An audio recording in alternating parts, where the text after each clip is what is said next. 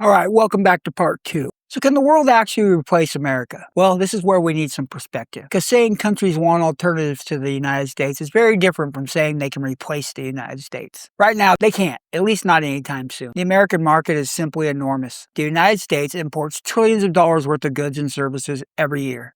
Think about what that means. Millions of workers around the world ultimately depend on Americans buying what they produce. Factories in Mexico, auto plants in Canada, electronics manufacturers throughout Asia, pharmaceutical companies in Europe, and agricultural exporters from around the world. Finding another customer is possible.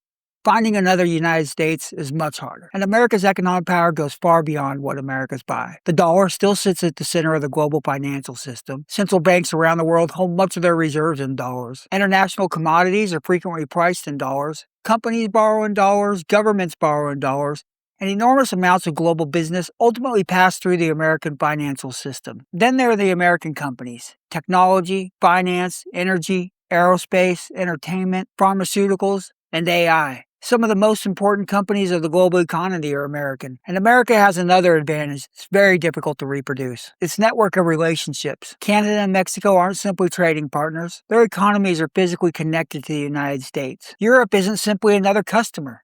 It's also connected to America through decades of investment, finance, security, relationships, and corporate partnerships. Japan and South Korea have similar deep economic and strategic relationships with Washington. These connections weren't built overnight, and they aren't going to disappear because of one tariff dispute. That's why saying America is isolating itself can be misleading. America isn't closing itself off from global commerce. The real danger is much more subtle. America doesn't have to lose its position at the center of global economy overnight. It only has to become slightly less essential over time. Imagine a Canadian energy company that once had one obvious customer: the United States. Now it builds infrastructure that allows it to sell more of that natural gas to Asia. America still matters. It just matters less. Multiply that across thousands of companies and dozens of countries.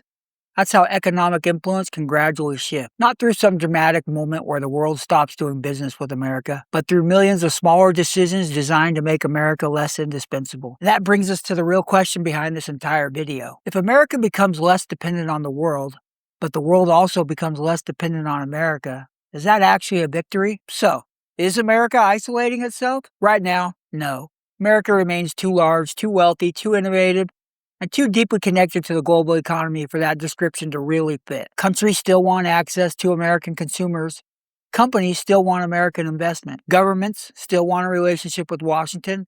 And the dollar remains at the center of the financial system. America isn't disappearing from globalization, but it may be changing the role it plays. For decades, American economic power came partly from predictability. Countries knew the basic rules. Companies that built factories and supply chains around access to the American market, and allies believed those economic relationships were relatively stable. Now, tariffs change that calculation. They tell countries that access to America can also be used as leverage, and sometimes that leverage may work. A company may build a factory in the United States instead of overseas. A trading partner may lower a tariff. A government makes concessions. Strategic industries become more secure. Those are real potential benefits. But every time the United States uses its economic power this way, other countries learn something too. They learn that dependence creates vulnerability. And once countries learn that lesson, they start looking for insurance: another customer, another supplier, another pipeline, another trade agreement. None of those things replaces the United States by itself. But together, over 20, 30, 50 years, they can change the structure of the global economy. That's why the biggest risk isn't that America suddenly becomes isolated. It's that America gradually becomes less indispensable. There's an important difference. The United States spent decades building an international system where access to America was one of the most valuable things another country could have. That gave Washington enormous influence. The Trump administration is trying to use that influence to rebuild American industry and reduce dependence on foreign countries. Some of it may work. Some of it won't. But economic leverage is most powerful when other countries don't have alternatives. The more often you use that leverage, the more incentive those countries have to build alternatives. And that's the paradox. America wants the world to need America more, but some of the policies designed to demonstrate American power may ultimately convince the rest of the world that it needs more options. America isn't isolated, not even close, and it probably won't be for a very long time. But the real question isn't whether the world can replace America tomorrow. The question is whether the decisions being made today encourage the world to slowly prepare for a future where it doesn't have to depend on America quite as much. Because global influence isn't only about having the biggest economy, it's about being the country everyone believes they still need. And America should be very careful about giving the rest of the world a reason to believe they don't. Hey, this is Frank with America's Geopolitics. See you next time.